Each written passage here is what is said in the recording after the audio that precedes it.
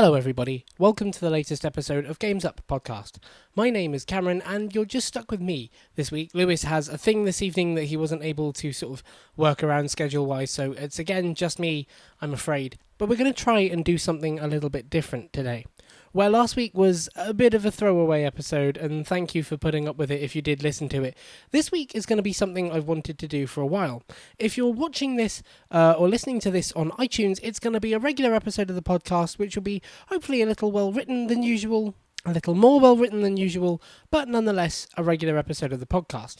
If you're listening to this on YouTube, though, it's going to be something a little bit different. I don't know if we'll get to do these regularly, I don't know if we'll get to do these ever again, but I've wanted to do one of these for a while, so this is our very first video essay. There's been a lot of interesting news come out this week. Digital Foundry released a report on why the next generation of consoles shouldn't focus on 4K. We got some new teasers potentially about the Uncharted film that's been in the works for years now.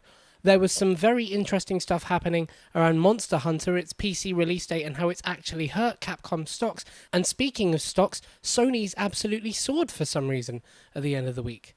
But there's something else I want to talk about this week. As it launches its 5th season of competitive play, Fortnite seems to be gaining more and more players every minute. And I've recently become one of them. I found the game seriously fun, and I really underestimated how good it was when I first picked it up. It's gone from strength to strength to strength, gaining more viral attention, more gaming attention, it's gained more esports attention, and it doesn't seem to be going anywhere anytime soon. So what is it that makes this game so successful? Why has Fortnite won the Battle Royale game? Firstly, to understand Fortnite's success, you have to understand games, you have to understand their audiences. Last year, for example, underdogs in gaming did seriously well because of who they sold to. Crash Bandicoot blew away its expectations and sold huge amounts to become one of Sony's biggest exclusives in the last few years, and the reason was because it was selling to its target audience of 18 to 35-year-olds, cashing in on that nostalgia, aiming at the right price point, and making sure that the people who picked it up for its full price and gave it the most success they possibly could. By getting the price point and its target audience dead on, Crash Bandicoot guaranteed its success, and that success has continued when it launched this year, and it will probably continue to other remasters like Spyro, for example, which will use the same tactics. In a similar way, Fortnite uses target audience and price point tactics to make sure that it's the most successful of its Battle Royale competitors. When Battle Royale started, PlayerUnknown's Battlegrounds was the thing at the forefront of it. PlayerUnknown's launched the Battle Royale game to real success, and it smashed records at the time that it came out, with some of the most players on Steam, the most streamers on Twitch, the most viewers on Twitch, and it kept breaking these records. It was at this point that Epic decided they would cash in on the Battle Royale competition and created Fortnite. With a much smaller map, much faster games, and much more arcadey style gameplay, Fortnite seemed very, very different to PUBG, where one was a slow, tense, tactical shooter, the other was a lot more bite-size, a lot more easily jump in, jump outable, and a lot more easy to lose.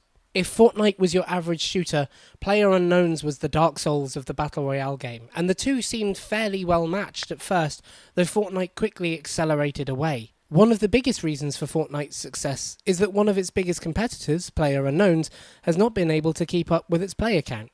And the reason is because of the support that Epic has shown Fortnite compared to the support that Bluehole has been able to show PlayerUnknown's. Epic are a huge company based in America. They own the Unreal Engine, and as a result, they are not struggling to make money. They weren't struggling to make money before Fortnite, and they sure as hell aren't struggling to make it afterwards. Whereas Bluehole and PlayerUnknown are a fairly small company based in South Korea. They simply don't have the manpower to update Fortnite as often as Epic do, and they simply don't have the manpower to add features and new ideas and new modes and maps and gameplay as often as Fortnite does, and that means that they've looked like they were lagging behind. But it's not just a question of manpower. Epic deserves serious respect for the way that they have kept Fortnite going and the way that they've added quality of life improvements. A perfect example of this is when it launched on the Nintendo Switch, it had voice chat that was cross-platform out the gate. This might not seem like a big thing, but if you think about how much of a struggle cross-platform play has been in the last couple of years, to be able to launch a game that works perfectly across platform on day one, and where you can basically have a multiplayer party without any kind of struggles, is a big thing. And it's probably pointing us in the direction that the gaming industry is going to go in the future. Less barriers, more interconnected play, and more interconnected play that leads to positive gaming experiences, both for the players and the people making the money behind the scenes. Speaking of money behind the scenes, the main reason for Fortnite's success, and it may seem obvious at first, is that it's free. I said you had to understand price points and demographics to understand Fortnite's success. Where Crash, for example, sells to 18 to 35-year-olds, Fortnite sells to that same market. But they sell to a lower market as well. When PUBG launched, it launched at the same price point that it is now. In the UK, that's around £20. But it was an absolute phenomenon. Everybody wanted the chance to play it. When Xbox got their hands on PUBG as a console exclusive, it was a big thing. And to some people, it still is a big thing. For about a month and a half, you couldn't avoid news on PlayerUnknown's Battlegrounds. You were hearing it break records, get new players, and that kept people wanting to play it. The more news it generated, the more people wanted to pick it up. And the same happened for Fortnite. The only difference is there was no gate of entry to Fortnite. For Fortnite, you could pick it up that night, play it that night, you didn't have to spend a thing out of pocket, and it worked out the gate. PlayerUnknown's had a couple of issues with servers here and there, a couple of issues with quality here and there, and it meant that Fortnite could pull away in the race.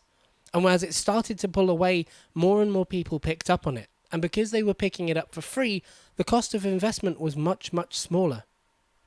Think about it like this.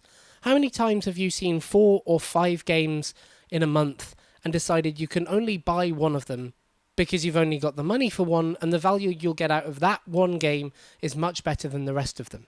If you could afford all 5 for the cost of that one, you wouldn't struggle to pick up any of them. You wouldn't think twice about it. You'd pick up the 5 games that you want for the price of the one. But where you have to make a decision of value, the amount of money you'll put in against the amount of gameplay you'll get out of it is usually what nets the victory in that decision. And Fortnite was always going to win that battle.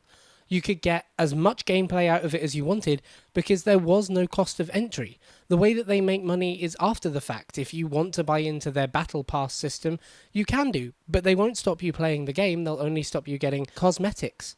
So as the question of value drew a wedge between PlayerUnknown's, its biggest competitor, and Fortnite, the wedge got larger and larger.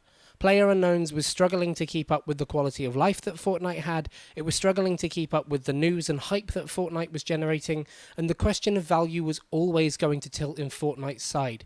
As young people who couldn't afford to pick up PlayerUnknown's picked up Fortnite to get in on the very exciting, very new, very hyped up Battle Royale genre, Fortnite pulled ahead, and kept pulling ahead, and kept pulling ahead. As more and more Battle Royale games launched, people who were hardcore Battle Royale players moved from PlayerUnknown's to... Wait, what was the name of that other one? That was it, Radical Heights, or H1Z1, or Realm Royale. But Fortnite always managed to stay the king. The question of value was always going to tilt in Fortnite's favour, and it had a huge player base that means it would keep going. Much in the way that Overwatch won the game of hero shooters by having quality of life and a giant player base, Fortnite has continued to win the Battle Royale genre by having its player base and keeping them entertained. So why is Fortnite so successful? Well, you can't really narrow it down to one thing, but it's because it does every little thing so well. It hits its target audience perfectly, with a price point that allows everyone to play it and tilts the question of value always in its favour. Its giant player base is kept entertained with frequent new updates and a quality of life that can't be matched because of both the size of the company creating it and the dedication of that company to making sure it's the top of its game. And as more and more competitors join the genre, they simply spread out the people who aren't playing Fortnite, where the people who are playing Fortnite stay dedicated, so that player base stays strong while the player base of its competitors dwindles and dwindles in comparison. Fortnite is not going anywhere anytime soon, and the reason for this is streamers and esports, support being shown outside of the game to keep it going, keep it strong, and keep it entertaining. But Epic deserve huge amounts of respect for the way they took an idea for a genre and really capitalized on it to make an absolute behemoth of gaming. A title and an IP that's going to continue to be strong for quite a while to come. It will likely be the last one standing of a number of Battle Royale games. Ironically, it seems that Epic are the one who took away the winner chicken dinner. So that was a new idea for an episode of the podcast. More of a sort of in-depth look at a topic and less news-based. But I thought it was kind of cool anyway. If you like what you heard here, please feel free to drop a like to the show so that we know people liked it. Maybe we can do more in the future. Feel free to subscribe to the show, whether you're on YouTube or iTunes, because that means that you'll never miss anything we post if we do post more of these, or if we don't. And then you can keep up to date with us and we can keep up to date with you and everything's good. Thanks very much. We'll see you again next week, 6:30 in the evening on Monday, and much, much earlier that day on iTunes. You can watch it or listen to it or whatever you want on your way to work or lunchtime or sometime around there. And we'll see you then. Until then, the game's out.